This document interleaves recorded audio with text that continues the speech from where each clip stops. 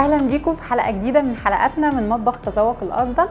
باك تو سكول بقى وراجعين من المدارس، والنهارده هنعمل وصفه حلوه جدا وهي الكب كيك. بتفكرنا كده بالمدارس والجو كله مدارس، فهنعمل النهارده وصفه كب كيك سهله وسريعه تنفع لللانش بوكس، تنفع ناخدها معانا المدرسه، سهله وسريعه وهتتحط معانا في اللانش بوكس. ويلا نشوف هنعملها ازاي.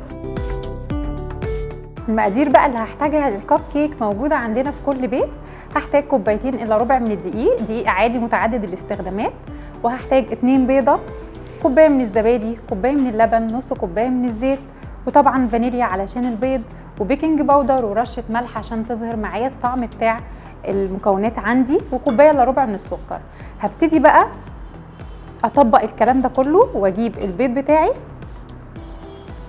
عليه الفانيليا.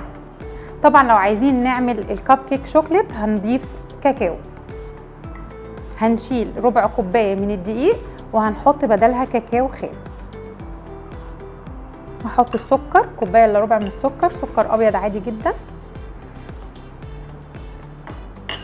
وهنضرب الكلام ده كله كويس. انا عايزه البيض والسكر ينعموا مع بعض. نقدر نعمل الخطوه دي في الخلاط، نقدر طبعا بمضرب عادي برضو، نقدر بالراحه عشان الدنيا ما تتطيرش.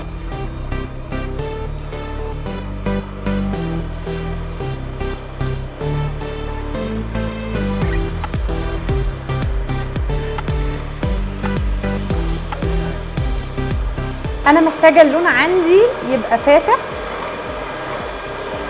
ده هيخلي الكب كيك بتاعي هش ولونه فاتح.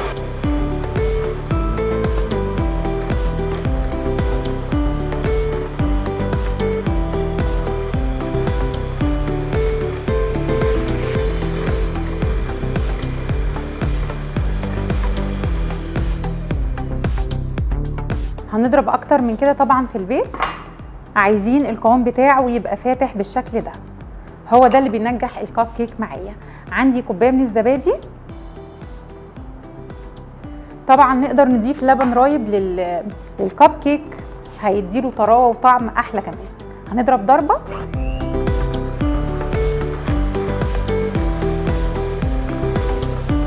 مجرد بس ما الزبادي يختفى معايا هنزل بقى باللبن بتاعي كامل الدسم عادي جدا، ونقدر نضيفه من الاول لبن رايب ونستغنى عن الزبادي. نقدر طبعا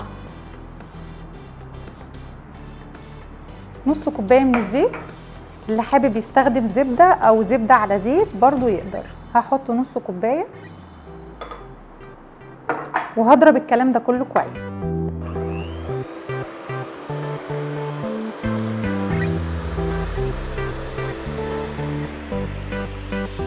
ضربه بسيطه بس، بعدين هبتدي انزل بقى بالمواد الجافه بتاعتي.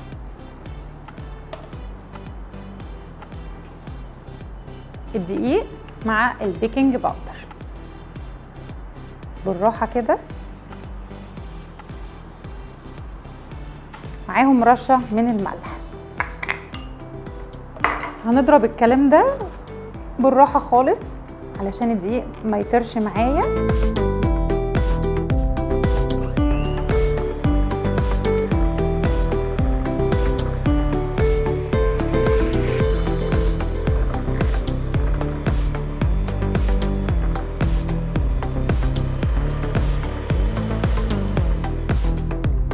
كده تمام، انا مش محتاجه غير اني اخلي الدقيق يختفي بس، مش عايزه ابالغ في الخفق علشان الكب كيك ما يشققش مني.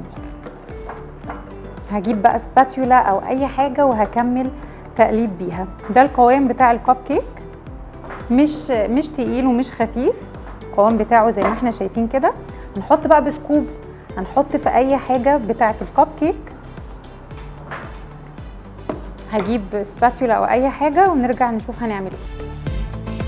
هنقلب كده بالسباتيولا او اي حاجه لحد ما الدقيق بتاعنا بس يختفي، وبنقلب من تحت لفوق بالشكل ده. هنجيب بقى اي حاجه سكوب او اي حاجه، وعندنا ورق كب كيك، لو عندنا حاجه زي دي بتدخل الفرن من غير ما نحطها في قالب الكب كيك، عشان اللي ما عندهوش يعني يقدر يستخدم الحاجات دي. بتتباع بره في اي محل بتاع مستلزمات حلواني.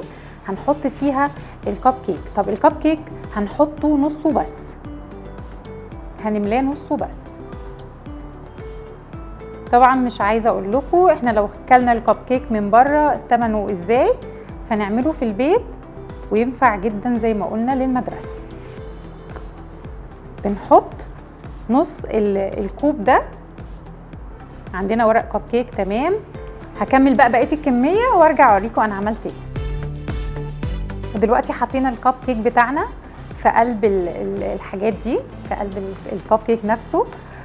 هندخلها الفرن على درجة حرارة من 160 أو 180 أو على حسب درجة حرارة الفرن عندك. هتقعد من 20 ل 25 دقيقة. هندخلها الفرن وهنشوفها بعد 20 دقيقة. طبعا هم عملوا معانا كمية محترمة، تقريبا 11 واحدة. هنسيبهم 20 دقيقة ونرجع نشوفهم ونقدمهم. بعد 20 دقيقة بعد ما طلعنا الكب كيك من الفرن، هو لسه مطلعينه حالا يعني هو لسه سخن، قعد 20 دقيقة في الفرن. ده شكله. طبعا كمية الكب كيك اللي احنا عملناها تقريبا 11 واحدة او ممكن كمان تعملوها 12 واحدة، يعني كمية حلوة جدا. لو اشتريناها من بره وحسبتوها هتلاقيها تكلفة عالية جدا. انا هفتح واحدة معاكم مع انها هي لسه سخنة، بس هنفتح واحدة ونشوفها من جوه. طبعا ما تستعجلوش على الخطوه دي، سيبوا الكب كيك يهدى جدا ويبرد وبعدين قدموه. بس عايزين نشوفها قد ايه هشه وفاتحه من جوه ومظبوطه.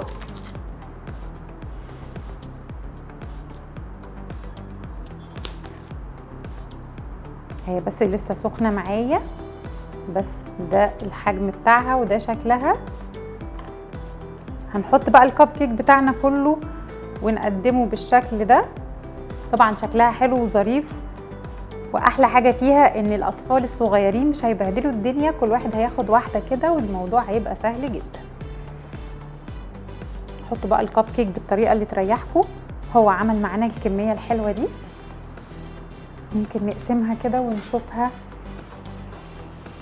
قد ايه فلافي كده من جوه. هي سخنه جدا. ادي الكيك، الطراوه بقى اللي في الكيك مش قادره اقول لكم، زي سخن زي ما انتم شايفين وفلافي جدا. عملنا بقى الكب كيك الحلو ده وعملنا الكميه الهائله دي من الكب كيك بطريقه سهله وبسيطه، وعملناه في البيت، يعني حتى ضامنين جوده كل حاجه احنا عاملينها في البيت. فما تنسوش بقى لو عجبكم الفيديو ده وكان سهل وسريع عليكم تعملوا سبسكرايب للقناه وتفعلوا الجرس، وان شاء الله استنوني في وصفات تانية كتير. وباي باي.